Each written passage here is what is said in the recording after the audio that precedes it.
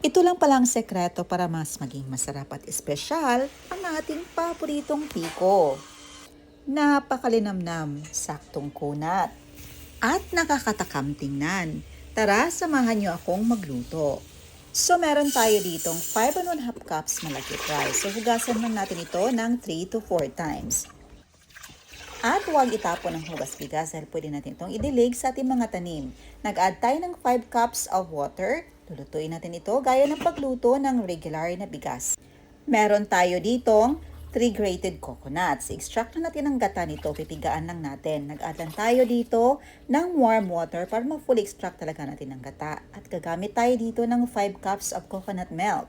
Isang buong buko ating i-grate. Ito ang nagpapasarap at nagpalinamnam ng ating biko. About 2 cups ang ating gagamitin. After a few minutes, ito na naluto na ang malagkit rice natin. 5 cups of gata ating i-add sa ating non-stick pan. Nag-add tayo ng 1/4 kg of kinugay or muscovado sugar.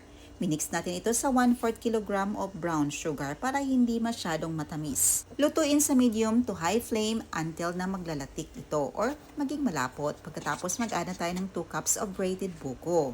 I-continue lang ang paghalo hanggang sa maluto ang ating buko. Pagkatapos i-add na natin ang ating naluto na malagkit rice.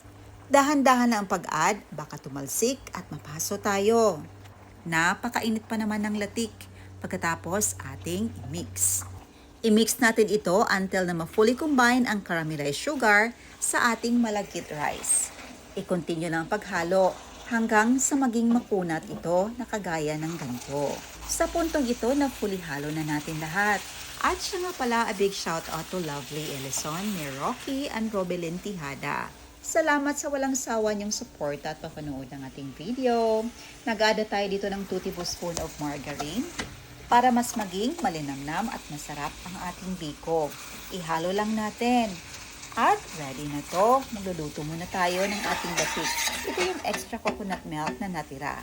Gagawin natin itong toppings. Ilagay na natin ang ating naluto na biko sa ating paglalagyan na nalahin natin ng dahon ng saging. I-flatten lang natin ito. Pagkatapos ating slice into desired sizes or kung kaano kalaki ang gusto nyo sa inyong biko. Mag-top na tayo dito ng ating latik. Mas madaming latik, mas masarap at mas espesyal. At ito na po ang ating napakasarap, saktong kunat na biko bukayo. Napakalinamnam nito at ang sarap nitong ipares sa kung anumang inumin or paborito nyong kape. Let's eat! Salamat sa panonood!